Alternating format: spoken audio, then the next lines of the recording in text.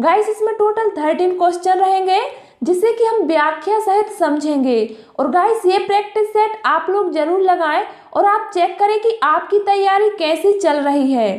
तो वीडियो को स्किप बिल्कुल भी नहीं करना है, लास्ट तक जरूर देखें। तो चलिए स्टार्ट करते हैं हम अपनी आज की क्लास और चलते हैं अपने क्वेश्चन की तरफ।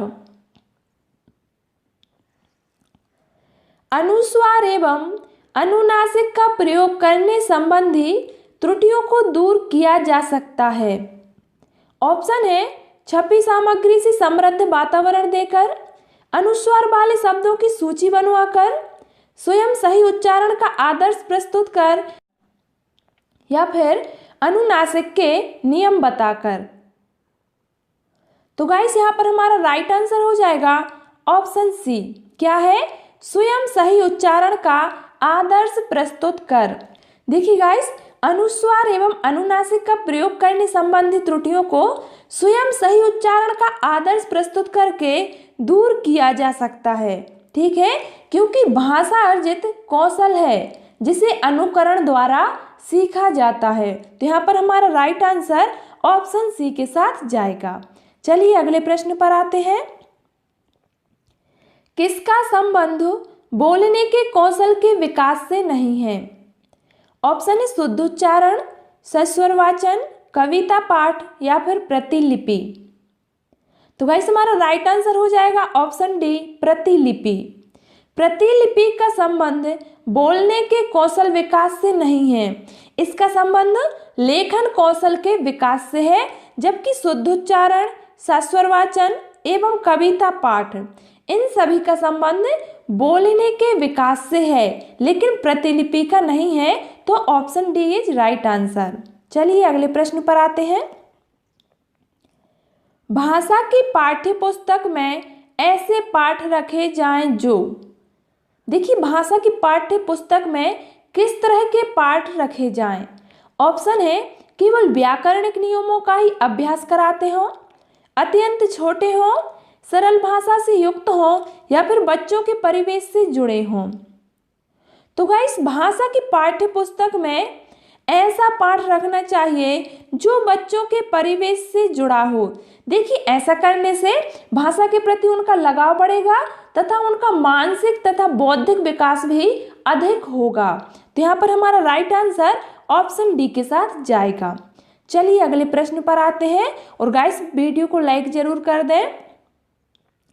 किसने मूल्यांकन प्रक्रिया को त्रिमुखी बताकर त्रिकोण के रूप में प्रस्तुत किया? ऑप्शन है मॉरिसन, हर्वर्ट, ब्लूम या फिर क्रेथवाल। गाइस हमारा राइट आंसर जाएगा ऑप्शन सी, ब्लूम के साथ। क्या है? विश्व के प्रमुख शिक्षा शास्त्री ब्लूम ने मूल्यांकन प्रक्रिया को त्रिमुखी बताकर त्रिकोण के रूप में प्रस्तुत किया। ठीक है, क्या है? ब्लूम। तो यहाँ पर हमारा राइट आंसर ऑप्शन सी के साथ जाएगा। चलिए अगले प्रश्न पर आते हैं। पहले बच्चों के लिए लिपिबद्ध और उनसे जुड़ी ध्वनियाँ कैसी होती थीं या कैसी होती हैं? ऑप्शन है निरर्थक होती हैं, सार्थक होती हैं, मूर्त होती हैं या फिर अमूर्त होती हैं। तो गाइस सर्वप्रथम बच्चों के लिए लिपिबद्ध और उनसे जुड़ी ध्वनियाँ निरर्थक होती हैं। देखिए सर्वप्रथम बच्चों को भाषा सिखाने के लिए उन्हें वर्णमाला, स्वर एवं व्यंजन का ज्ञान करना चाहिए और फिर लिपि ज्ञान एवं उच्चारण ज्ञान करना चाहिए। तो यहाँ पर हमारा राइट आंसर ऑप्शन ए के साथ जाएगा। चलिए अगले प्रश्न पर आ जाते हैं। कक्षा 8 में पढ़ने वाली नंदिनी लिखते समय वर्तनी की अशुद्धियां करती है। भाषा शिक्षक के रूप में आप अपनी क्या जिम्मेदारी मानते हैं? 4 ऑप्शन दिए गए हैं, हमें राइट आंसर बताना है। गाइस यहाँ पर हमारा राइट आंसर जाएगा ऑप्शन ए के साथ। क्या है?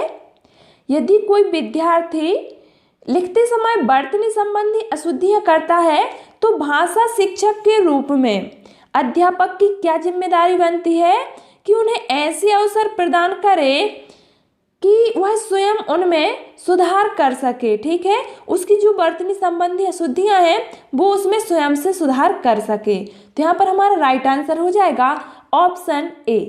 चलिए अगले प्रश्न पर आते हैं। वर्तनी के अनुसार शुद्ध शब्द का चयन कीजिए। 4 शब्द दिए गए हैं, क्या है? पूजनीय, पूजनीय, पूजनीय या फिर पूजनीय।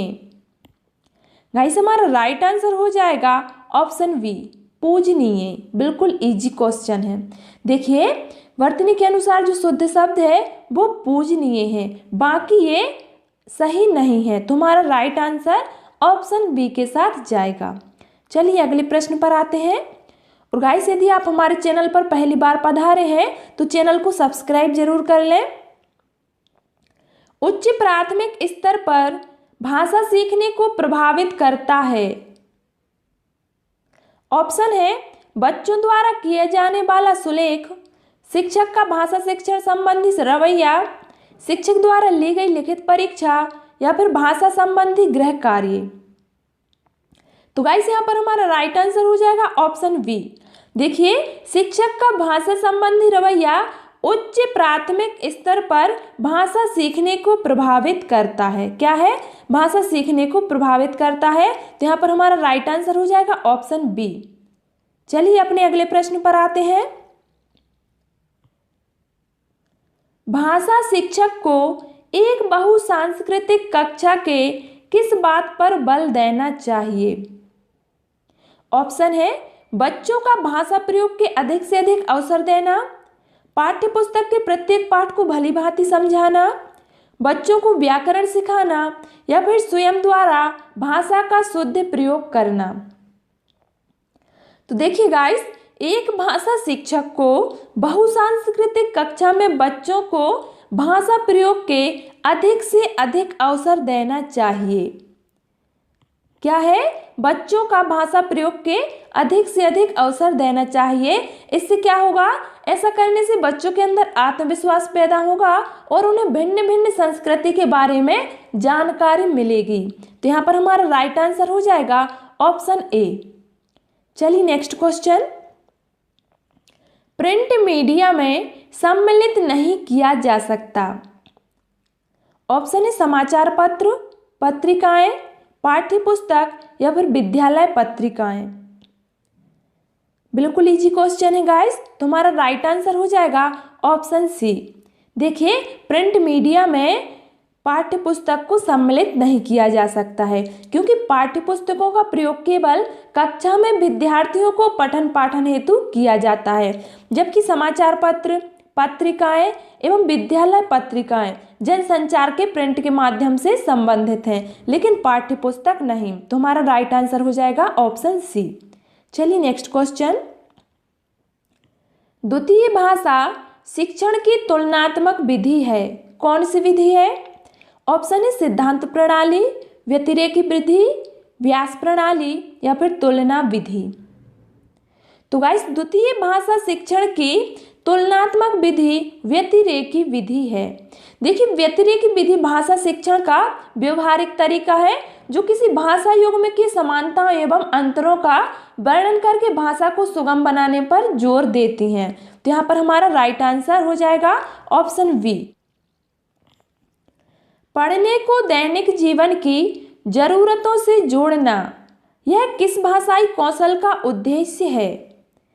ऑप्शन है श्रवण कौशल का, लेखन कौशल का, बोलने के कौशल का या फिर पठन कौशल का। तो गाइस हमारा राइट आंसर हो जाएगा ऑप्शन डी, पठन कौशल का। देखिए पठन कौशल का उद्देश्य पढ़ने को दैनिक जीवन की जरूरतों से जोड़ना है। तो यहाँ पर हमारा राइट आंसर ऑप्शन डी के साथ जाएगा। चलिए नेक्स्ट क्वेश्चन। मौन पठन का मुख्य उद्देश्य है। मौन पठन का ऑप्शन है सही ढंग से पाठ खत्म करना, गहन अर्थ ग्रहण करना, बिना बोले पढ़ने की कुशलता का विकास करना या फिर शांति के साथ पढ़ना। तो यहाँ पर हमारा राइट आंसर हो जाएगा ऑप्शन बी, गहन अर्थ ग्रहण करना। मौन पठन का मुख्य उद्देश्य है गहन अर्थ ग्रहण करना। क्लियर? हमारा राइट आंसर ऑप्शन बी के साथ जाएगा। चलिए नेक्स्ट क्वेश्चन। बच्चों की मौखिक भाषा का सतत आकलन करने का सबसे बेहतर तरीका है, क्या है? ऑप्शन है शब्द पढ़वाना, प्रश्नों के उत्तर पूछना, विभिन्न संदर्भों में बातचीत, या फिर सुने हुए को दोहराने के लिए कहना। तो गाइस, बच्चों की मौखिक भाषा का सतत आकलन करने का जो सर्वाधिक अच्छा तरीका है वो है विभिन्न संदर्भों में बातचीत करना, जो कि हमारे लिए ऑप्शन सी में दिया गया है। तो यहाँ पर हमारा राइट आंसर हो जाएगा ऑप्शन सी, विभिन्न संदर्भों में बातचीत। चलिए अगले प्रश्न पर आते हैं। यहाँ पर हमारे लिए गद्यांश दिया गया है, फिर हम प्रश्नों को देखते हैं। क्या है? पर्यावरण के प्रति गहरी संवेदनशीलता प्राचीन काल से ही मिलती है। अथर्ववेद में लिखा है, भूमि माता है, हम पृथ्वी की संतान हैं। एक स्थान पर यह भी लिखा है कि हे पवित्र करने वाली भूमि, हम कोई ऐसा काम ना करें जिससे तेरे हृदय को आघात पहुँचे। हृदय को आघात पहुँचाने का यहाँ अर्थ है पृथ्वी की पारिस्थितिकी तंत्र के साथ क्रूर छेड़छाड़। हमें प्राकृतिक संसाधनों के अप्राकृतिक और असीमित दोहन से बचना होगा।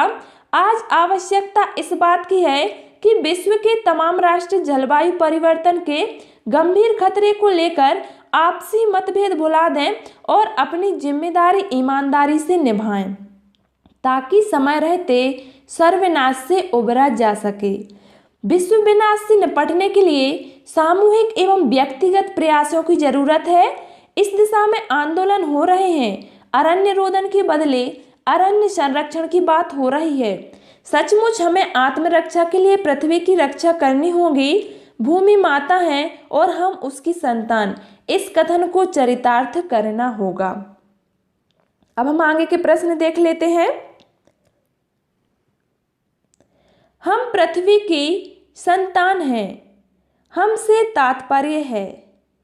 हमसे क्या तात्पर्य है? ऑप्शन है संसार के सभी लोग, हम सभी नागरिक, एक खास देश के लोग, या फिर हम भारतवासी। तो गाइस, यहाँ पर हमारा राइट आंसर हो जाएगा ऑप्शन ए, संसार के सभी लोग। ठीक है, हमसे तात्पर्य संसार के सभी लोगों से है। तो यहाँ पर हमारा राइट आंसर ऑप्शन ए के साथ जाएगा। चलिए नेक्स्ट क्वेश्चन। पर्यावरण का संधि विच्छेद होगा, क्या होगा? बिल्कुल इजी क्वेश्चन है। हमारा राइट आंसर हो जाएगा परि प्लस आवरण, जो कि हमारे लिए ऑप्शन सी में दिया गया है। परि प्लस आवरण, पर्यावरण। देखिए, पर्यावरण किसे कहते हैं? देखिए, जो हमें चारों तरफ से घेरे हुए है उसे पर्यावरण कहते हैं। तो यहाँ पर हमारा राइट आंसर हो जाएगा ऑप्शन सी। चलिए अगले प्रश्न पर आते हैं। हम प्रकृति के हृदय को आघात पहुंचाते हैं यदि हम क्या करते हैं? ऑप्शन है पारिस्थितिकी से छेड़छाड़ करते हैं, पृथ्वी की खुदाई करते हैं, संसाधनों का दोहन करते हैं, या फिर पृथ्वी से बुरा व्यवहार करते हैं।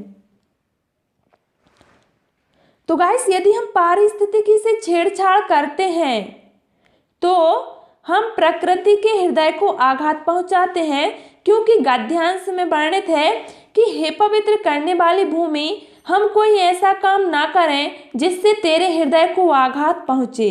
ठीक है, तो यहाँ पर हमारा राइट आंसर हो जाएगा ऑप्शन ए, पारिस्थितिकी से छेड़छाड़ करते हैं। चलिए अगले प्रश्न पर आते हैं। और गाइस, वीडियो को लाइक करना ना भूलें। सर्वनाश से उबरा जा सके, उबरा का अर्थ है, उबरा क्या अर्थ है इसका? ऑप्शन है हटा, बचा, निपटा, या फिर तैरा। तो गाइस, हमारा राइट आंसर हो जाएगा ऑप्शन बी, बचा। यहाँ उबरा का अर्थ हो जाएगा बचा। क्लियर? हमारा राइट आंसर ऑप्शन बी के साथ जाएगा। चलिए अगले प्रश्न पर आते हैं। गद्यांश में चरितार्थ करना का उल्लेख है, इसका आशय है, क्या है? ऑप्शन है बहस करना, सिद्ध करना, अपनाना, या फिर चरित्र चित्रण करना। तो गाइस गद्यांश में चरितार्थ करना का उल्लेख सिद्ध करना है। क्या है? सिद्ध करना। अब क्यों? क्योंकि कवि यह सिद्ध करना चाहता है कि भूमि माता है और हम उसकी संतान हैं। ठीक है, तो यहाँ पर हमारा राइट आंसर ऑप्शन बी के साथ जाएगा। चलिए अगले प्रश्न पर आते हैं। विश्व के सभी देशों से अपेक्षा की गई कि वे, ऑप्शन है पर्यावरण की रक्षा करें, अपने उत्तरदायित्व ईमानदारी से निभाएं, व्यक्तिगत प्रयास करें या फिर मिलजुल कर कार्य करें। तो गाइस प्रकृति की असीमित दोहन से बचने के लिए एवं जलवायु परिवर्तन के खतरे को लेकर विश्व के सभी देशों से अपेक्षा की गई है कि वे आपसी मतभेद भुला दें और अपना उत्तरदायित्व ईमानदारी से निभाएं, जो कि हमारे लिए ऑप्शन बी में दिया गया है। तो हमारा राइट आंसर हो जाएगा ऑप्शन बी, अपने उत्तरदायित्व ईमानदारी से निभाएं। क्लियर? चलिए अगले प्रश्न पर आते हैं। अरण्य संरक्षण का अर्थ है, अरण्य संरक्षण बिल्कुल इजी है। ऑप्शन है वनों की रक्षा, प्रकृति की रक्षा, पर्यावरण की रक्षा या फिर सभी की रक्षा। तो गाइस हमारा राइट आंसर हो जाएगा ऑप्शन ए, वनों की रक्षा। अरण्य संरक्षण का अर्थ वनों की रक्षा से है। चलिए अगले प्रश्न पर आते हैं। जो संबंध माँ और उसकी संतान में है वही संबंध है, किसमें है? ऑप्शन है पृथ्वी और पृथ्वी निवासियों में, माता और पुत्र में, धरती और सभी देशों में या फिर प्रकृति और पर्यावरण में। तो गाइस जो संबंध माँ और उसकी संतान में है वही संबंध पृथ्वी और पृथ्वी निवासियों में है, जो कि हमारे लिए ऑप्शन ए में दिया गया है।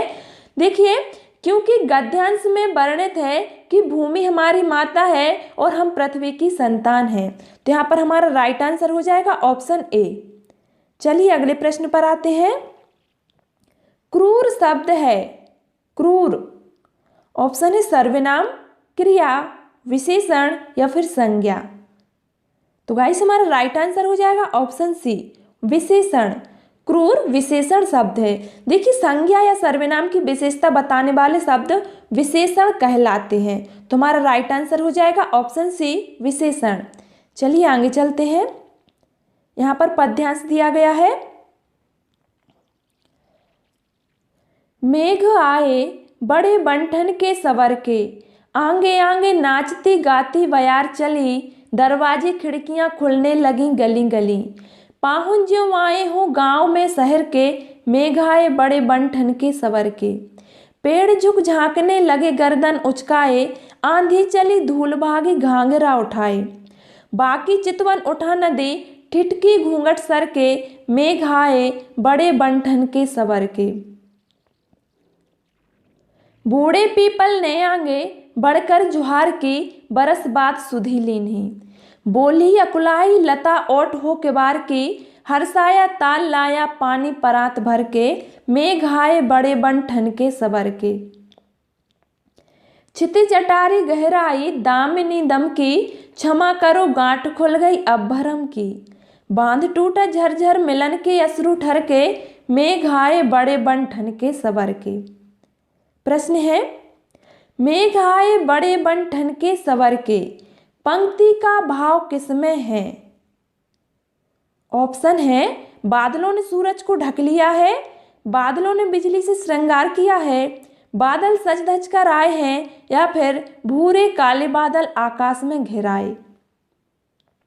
तो गाइस हमारा राइट आंसर हो जाएगा ऑप्शन सी। क्या है? मेघ आए बड़े बंठन के समर के, पंक्ति का भाव है कि बादल सज धज कर आए हैं, अर्थात बारिश होने वाली है। तो यहाँ पर हमारा राइट आंसर ऑप्शन सी के साथ जाएगा। चलिए नेक्स्ट क्वेश्चन। मेघों के आने से लगता है, ऑप्शन है बादल आसमान में छा गए हैं, मानो कहीं उत्सव मनाया जा रहा है, मानो गांव में शहर से मेहमान आए हो या फिर उपरोक्त में से कोई नहीं। तो गाइस हमारा राइट आंसर हो जाएगा ऑप्शन सी। मेघ के आने से हवाएं चलने लगी हैं, जिसके कारण दरवाजे खिड़कियां खुलने लगी हैं और तब ऐसा प्रतीत होता है मानो गांव में शहर से मेहमान आए हों। ठीक है, तुम्हारा राइट आंसर ऑप्शन सी के साथ जाएगा। चलिए नेक्स्ट क्वेश्चन। बरस बाद सुधि लीन्ही, इस पंक्ति का भाव किसमें है? ऑप्शन है बादल एक बरस के बाद आए हैं, बादलों ने याद किया है, बादल वन संवर कर आए हैं, या फिर बादल मेहमान बनकर आए हैं। तुम्हारा राइट आंसर हो जाएगा ऑप्शन ए। क्या है? बरस बाद सुध लीनी का भाव है बादल एक बरस के बाद आए हैं। Clear? Right answer option A के साथ जाएगा। Next question. पूरी कविता में कौन सा अलंकार है? ऑप्शन है श्लेष अलंकार, रूपक अलंकार, मानवीकरण अलंकार, या फिर उत्प्रेक्षा अलंकार। तो गाइस पूरी कविता में मानवीकरण अलंकार है, जो कि हमारे लिए ऑप्शन सी में दिया गया है। देखिए कैसे, क्योंकि मेघ मन बादलों, मेहमान के रूप में हवाओं, पेड़ों, धूल, नदी, पीपल, ताल आदि क्रियाओं को मानव की क्रियाओं के रूप में प्रकट किया गया है। और जब प्राकृतिक अवयवों की क्रियाओं को मानव व्यवहार के रूप में प्रकट किया जाए तो वह मानवीकरण अलंकार होता है। तो यहाँ पर हमारा राइट आंसर हो जाएगा ऑप्शन सी, मानवीकरण अलंकार। चलिए अगले प्रश्न पर आते हैं। बूढ़े पीपल ने किस प्रकार मेघों का स्वागत किया? ऑप्शन है झुककर प्रणाम करके, प्रसन्न होकर, गले लगाकर, या फिर उलाहना देकर। तो गाइस हमारा राइट आंसर हो जाएगा ऑप्शन ए, झुककर प्रणाम करके। बूढ़े पीपल ने आगे बढ़कर झुककर बादलों का स्वागत किया। और देखिए पद्यांश में लिखा गया है कि बूढ़े पीपल ने आगे बढ़कर जोहार की का यही आशा है। देखिए जोहार शब्द का अर्थ होता है झुककर स्वागत करना, और यह एक देशज शब्द है। तो यहाँ पर हमारा राइट आंसर हो जाएगा ऑप्शन ए। चलिए अगले प्रश्न पर आते हैं। पाहुन शब्द का क्या अर्थ है? पाहुन। ऑप्शन है आना, पालना, मेहमान, या फिर पैर। बिल्कुल इजी क्वेश्चन है गाइस। यहाँ पर पाहुन शब्द का अर्थ है मेहमान। क्या है? मेहमान। पाहुन एक देशज शब्द है, यह भी आपको याद रखना है। तो यहाँ पर हमारा राइट आंसर हो जाएगा मेहमान। तो गाइस आज की क्लास में हमने हिंदी के प्रैक्टिस सेट के 13 क्वेश्चन स्टडी किए हैं। आई होप आपको बहुत अच्छे से समझ में आ गए होंगे। तो गाइस यदि आपको आज की एक क्लास पसंद आई हो तो इस वीडियो को लाइक कर दें, अपने दोस्तों के साथ शेयर करें, और हमारे चैनल पर नए पधारे हैं तो चैनल को सब्सक्राइब जरूर कर लें। Thanks for watching this video.